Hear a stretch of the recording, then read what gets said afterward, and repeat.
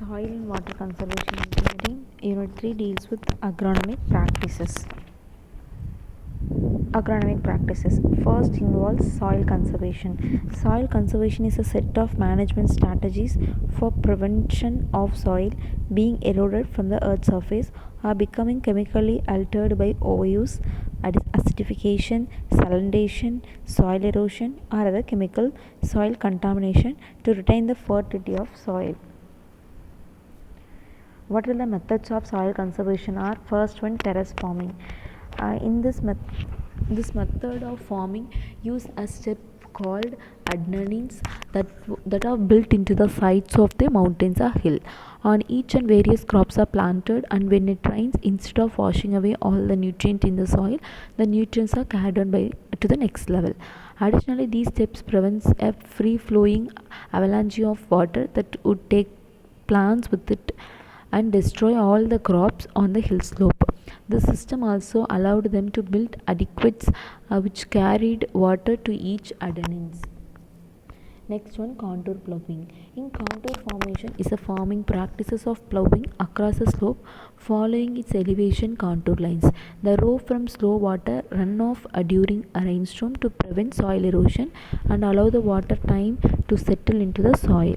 In contour ploughing, the ruts made by the plough run perpendicular rather than parallel to slope, generally resulting in furrows that curves around the land and or level.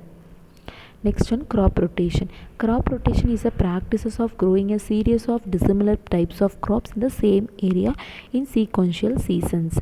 Crop rotation confers various benefits to the soil. A traditional element of crop rotation is a replenishment of nitrogen through the use of green manure in sequence with the cereals and other crops. Crop rotation also mitigates the buildup of pathogens and pests that are often occurs when one species is continuously cropped, and can also improve soil structure and fertility by alternating a deep rooted and shallow rooted plants.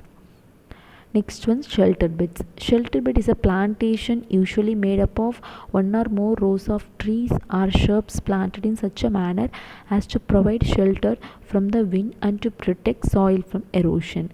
They are commonly planted around the edges of the fields and farms. If designed properly, windbreaks around a home can reduce the cost of heating and cooling and save energy. Windbreaks are also planted to help keep snow from drifting onto roadways and even yards.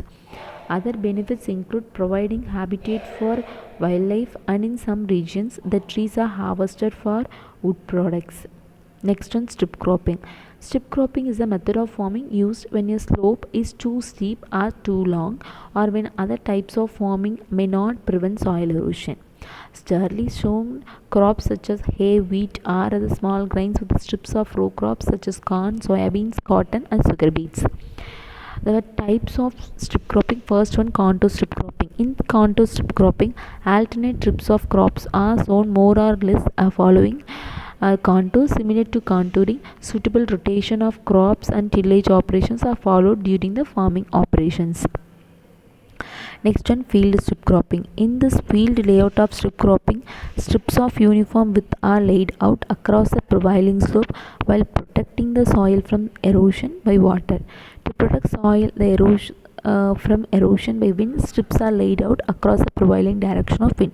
Such practices generally followed in area where the topography is very irregular and contour lines are too curvy for strict contour farming. Next one, buffer strip cropping. Buffer strip cropping is practiced where uniform strips of crops are required to be laid out for smooth operation of the farm machinery, while farming and contour strip cropping layout. Buffer strip of legumes, grasses, and similar other crops are laid out between the contour strip as correction strip. Buffer strips provide very good protection and effective control of soil erosion. Next one, multiple cropping. In agriculture, multiple cropping is the practice of growing two or more crops in the same space during a single growing season, in which a second crop is planted after the first has been harvested, in which the second crop is started amidst the first crop before it has been harvested.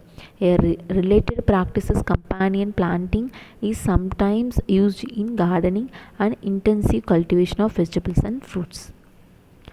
Next one, soil management. Appropriate soil management method is important for the control of weeds, incorporation of organic and inorganic fertilizer, and to facilitate absorption of water in soil. Common soil management practices are cultivation, sod culture, mulching, and rotation. The choice of the system is determined by many factors as mentioned below. First one, crop. Second one, rooting depth of the crop. Third one, slope of the soil. Fourth one, rainfall of the area. Fifth one, climatic condition of the plant and in the place. Finally, economic condition of the farmers. Next, what are the advantages and disadvantages of soil management? The advantages are remove competition of weeds for light, water, and nutrient from crop, and avoidance of alternate host for pest and disease, which improves soil physical condition through better aeration by breaking clots. Next one, helps in breaking hard top and obstruction in the infiltration of water.